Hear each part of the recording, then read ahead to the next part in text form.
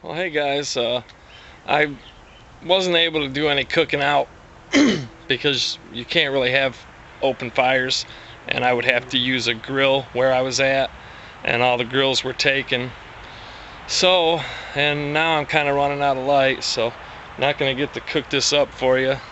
But just to let you see, I got me I don't know, maybe a quarter pound, half pound of bluegill fillets, the ramen noodles that I was going to add the stinging nettles to that I gathered while I was out there fishing, and then I was going to fry these morels up with the fish.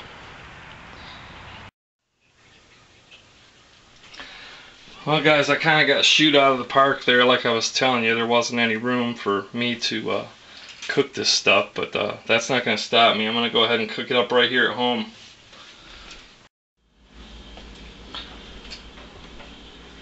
Well, if you saw how I did those morels, I'm going to do the same thing with these bluegill and rock bass fillets. Except I'm going to use a little bit of this cornmeal mix. I don't like a lot on my fish or my morels or anything else. I'm not a big fan of bread in general. But again, just put that on there. Give it a real good shake. If you're out in the field, you can do this same exact thing with a Ziploc baggie, or even a store grocery bag if you had to.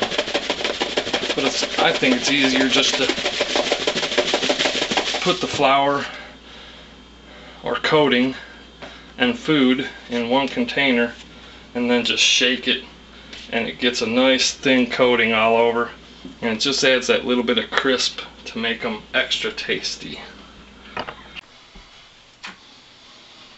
Take these morels,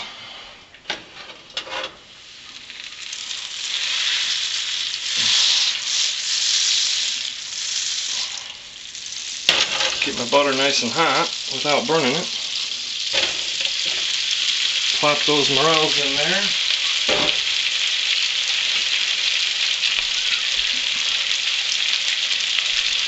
Get those cooking.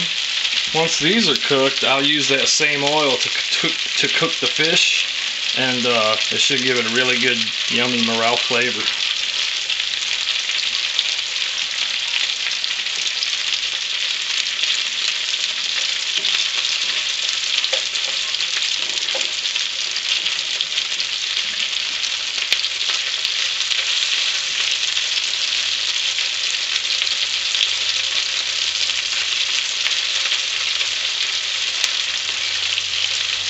Another nice thing I like about lightly coating my fish and morels with flour or cornmeal rather than making up a batter is it tends to stay on there better, and you don't just get a big mess in your pan.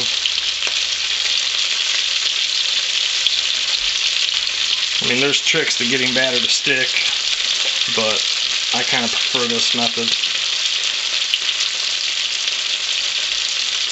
If you do make batter and you want your batter to stick, the first thing you do is coat whatever you're going to batter in flour, then coat it in egg, and then add the batter, and that initial coating of flour will make the batter adhere to whatever you're cooking. That's the little cooking trick of the day. I'm no chef, but I know a few tips.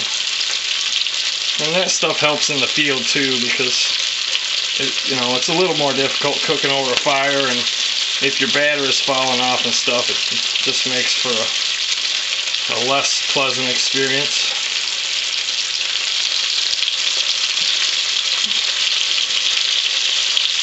Those are already starting to brown up. I'm going to turn that down just a little bit.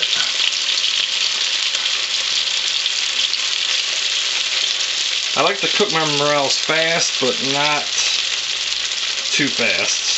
So it's sort of a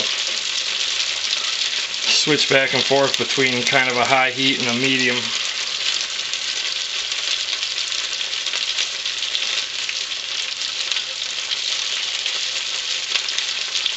I had whittled this fork. I think this was the first thing I carved when I was getting back into bushcraft. You know, to me, bushcraft is a lot about making things, carving stuff out of wood especially. And the purpose of this fork was to be used in the field, but it works so good that I just use it around the house. Same with that spoon I carved.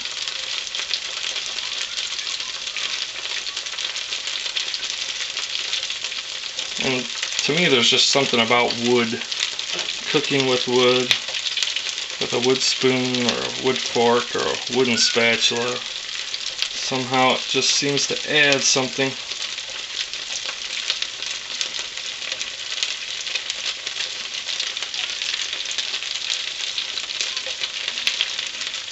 This fork almost acts like a spatula, that's kind of why I like it.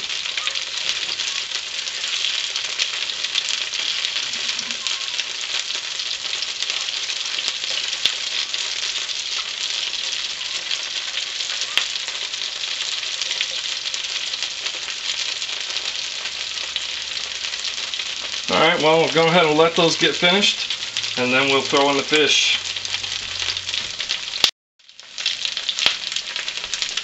Alright guys, I don't know about you, but those look just about perfect.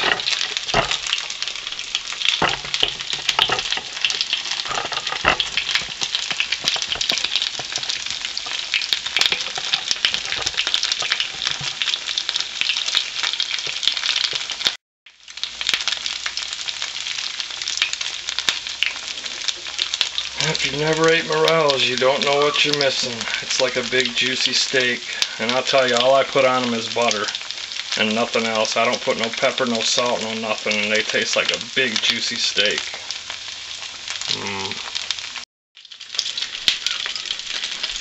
Okay, these Morels are done. I'm going to get them off. Get them off the heat.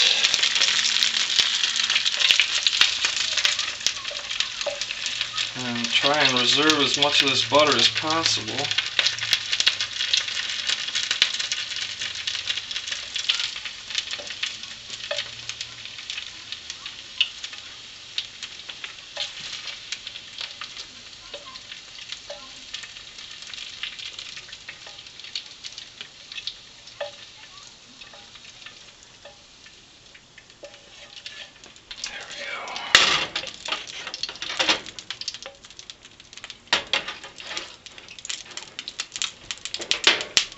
I'll go ahead and grab those fish fillets.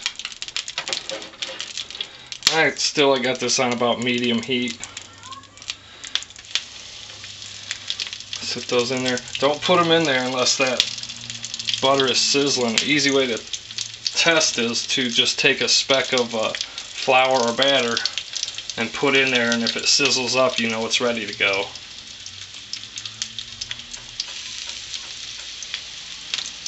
I can tell these are going to be real good.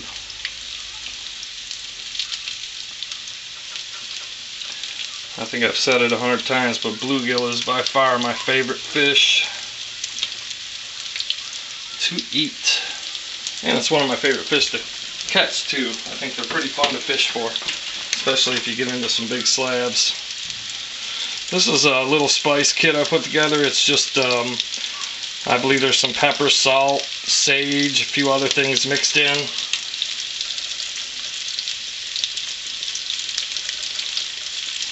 I'll just put a little bit of that in there. Not a lot, but for the fish it's nice to have a little bit of extra flavor.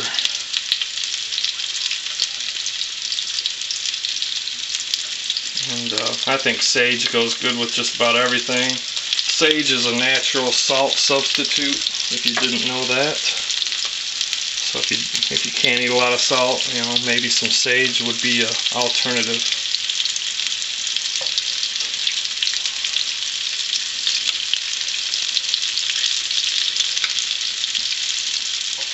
I'm not sure how well this fork is going to work for turning these. I have to wait a few. There's not a lot of grease left in there.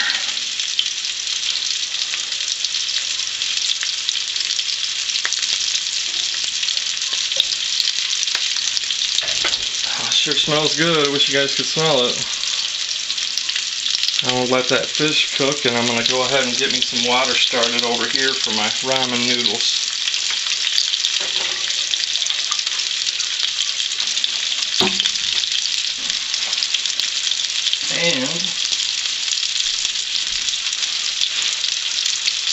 And my stinging nettles.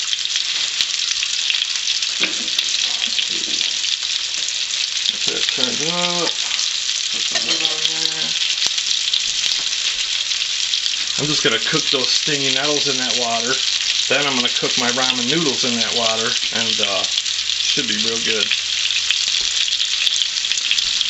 In the meantime, I'm going to have a couple Morels.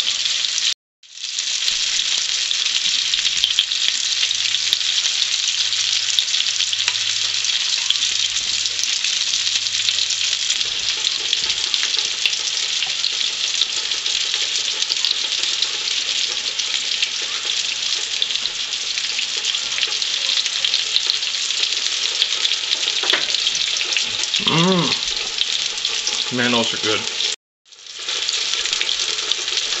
Well, the fish is coming along nicely. I screwed up and put my water on too late, messing around with video camera. So now my fish and everything is going to be done.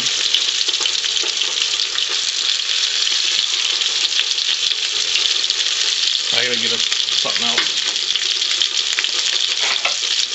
Need to be able to get up underneath those. I'm sorry guys, I have carpal tunnel syndrome and all kinds of tendonitis and everything else, and my fingers don't work very well, and it actually makes it hard to turn this stuff.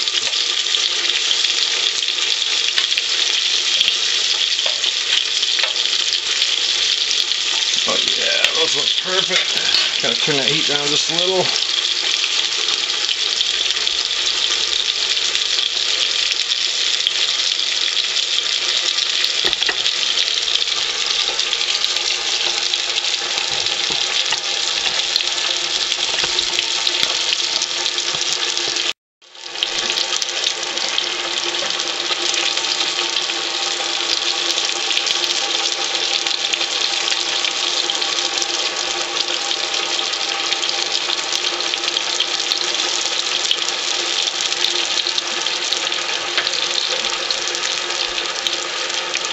Those should be about done. I think my water's getting ready to boil too. Alright, fish is done, water's boiling.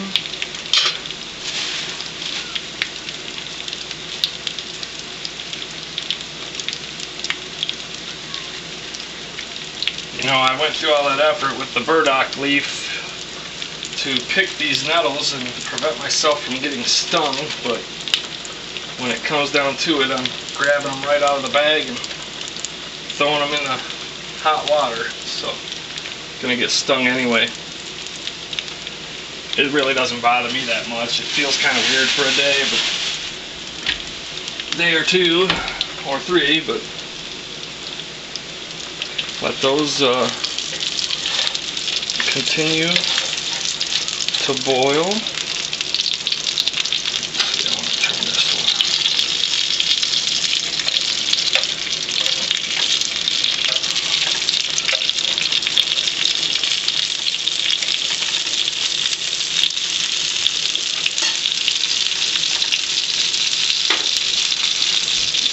See how these nettles look.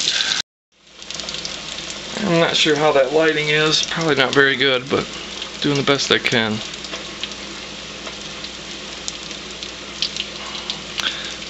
Yeah, those nettles cook up quick.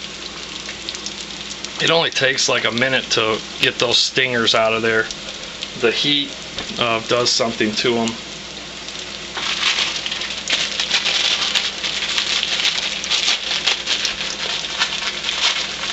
Well, I think we're ready to add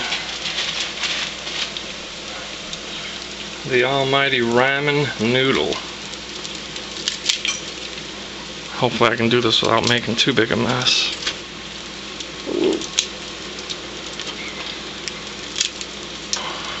There we go.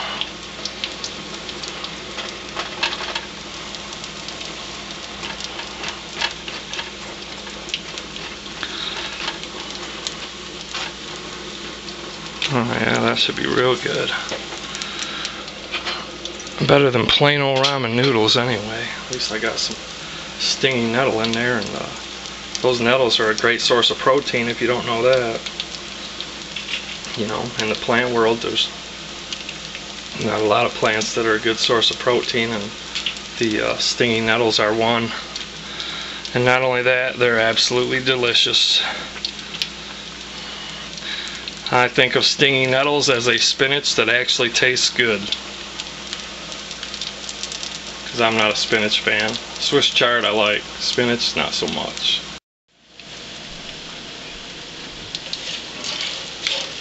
Okay, and I think that's it for the fishies. Get them out of this grease. I like to put a little paper towel down there to kind of catch some of the grease. I'm not a big fan of eating grease, but it is nice to cook in.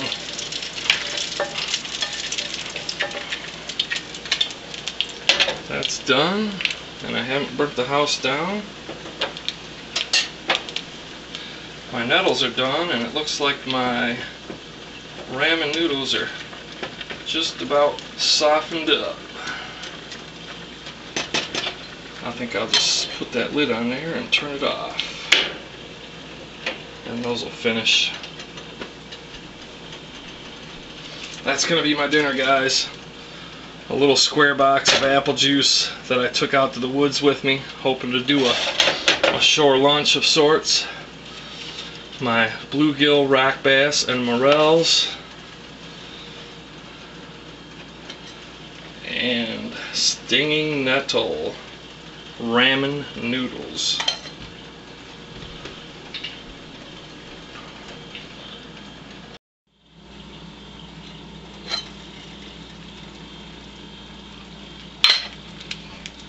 These little flavor packets are way too much, and that's just a huge amount of salt, but I like to put a little bit in there.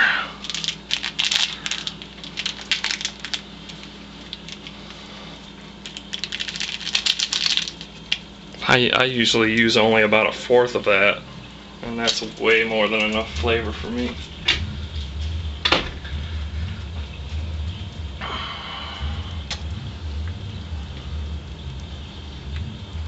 Oh, you guys didn't get to see it. Those few stinging nettles I put in there actually turned that water green. But now that I added that flavoring, it kind of turned it chicken noodle soup color. But man, that looks good. And those nettles are so good for you. They're actually a medicinal and a food. I mean, you know, the best kind of medicinals are food. If you just eat the food that's good for you, hopefully you won't get sick. Preventive medicine. That's what I try to do, but it doesn't always work. I think that's about it, folks. Ooh, that's gonna be some good, yummy broth. Whoops. Well, I almost got out of here without making a mess.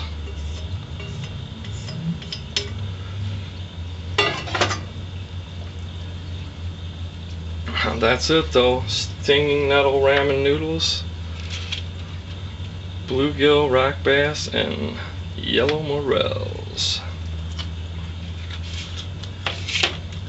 Well, I'm not gonna let you guys watch me eat it. I'm just gonna eat it because I've been fishing all day, gathering wild edibles, making videos, and hiking all around a big old lake, and I'm pretty tuckered out.